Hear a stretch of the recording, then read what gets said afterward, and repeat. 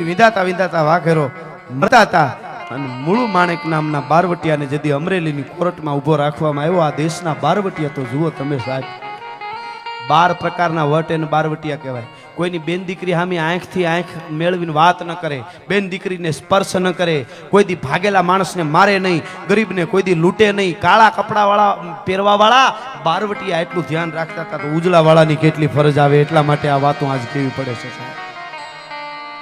મૂળુ માણેક નામનો બારવટિયો પણ વાઘ માણેકે શીસુડો માંડ્યો ને વાઘેર ભરડે વાળ સોલ્જરની કીધી સેલડી ધધકે લોહીની ધાર અમરેલીની કોર્ટમાં ઊભો રાખવામાં આવેલો.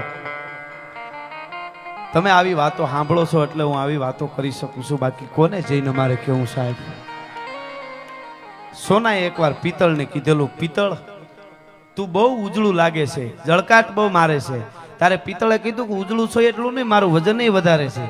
સોના તારી હારે મને ભેળવી લે તો તારું વજન વધી જાય ને તારો જળકાટ વધી જાય. ત્યારે સોનાએ પિત્તળને કીધું કે મારું વજન ને જળકાટ વધી જાય પણ મારું કેરેટ મારું વલું ઘટી જાય. કાંઈ વજન ને જળકાટ વધારવા વલા થોડા ઘટાડાય છે.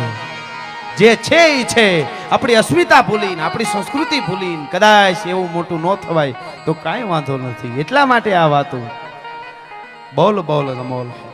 મૂળુ માણેક નામના બારવટિયાને આમ અમરેલીની કોર્ટમાં ઊભો રાખવામાં આવ્યો. અંગ્રેજ ટોપાવાળો અધિકારી છે, લંડન થી આવેલો અંગ્રેજોનો અધિકારી, અને ગોરી એની હારે એની પત્ની. એને મૂળુ માણેકના અને જોધા માણેકને જોયા, બાય આફરીન થઈ ગઈ. જોધા માણેકને જોવા માટે એને સમય માંગ્યો હતો, મારે એકવાર એને જોવો છે. જોયા ના, એને એમ થયું કે આવા પુરુષને મારી નખાય, જેલમાં પૂરાય અને છોડી મૂકો. હવે અંગ્રેજ વડા એવડો મોટો ઇંગ્લેન્ડ થી આવ્યો હોય, એની પત્ની છોડી મૂકવાનું કહે એટલે આને છોડી મૂકવું પડે. હવે અમરેલી કોર્ટમાં મૂળુ માણેકને ઊભા રાખવામાં આવ્યા. હવે છોડવા માટે કંઈક બાનું તો જોઈએ ને, એમને કેમ છોડવા? એટલે જજ હામાં બેઠા છે, અંગ્રેજ અધિકારીઓ બધા છે, અને એને કહેવામાં આવ્યું મૂળુ માણેકને કે અમારા જે ટોપાવાળા અંગ્રેજ છે ને સાહેબ, એને એકવાર જમણા હાથેથી આમ સલામ કરી દે, બસ બીજું કાંઈ નહીં.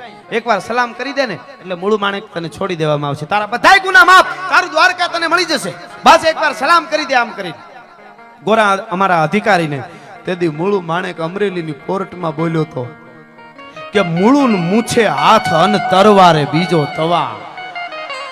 ભગવાને મને 2 જ હાથ આપ્યા છે, એક હાથ મારો મૂછ ઉપર રહે, બીજો તરવારની મૂઠ ઉપર રહે. પણ કદાચ ભગવાને મને ત્રીજો હાથ આપ્યો હોત ને તોય ગોરા અંગ્રેજ મૂળુ માણેક તને કોઈ દી સલામ ન કરે, તારે જ્યાં કટકા કરી નાખવાય ત્યાં કરાવી દે ને હોળીએ જડાવી દે. મૂળું મૂછે હાથ અને તરવારે બીજો. આંખ મારી ભારતની હતી સાહેબ, અને ત્યારે કોઈ પણ વર્ણ હોય ખાબકી જાઉં. ક્ષત્રિયો તો હાર પાર ઉતરી ગયા છે સંદીપભાઈ.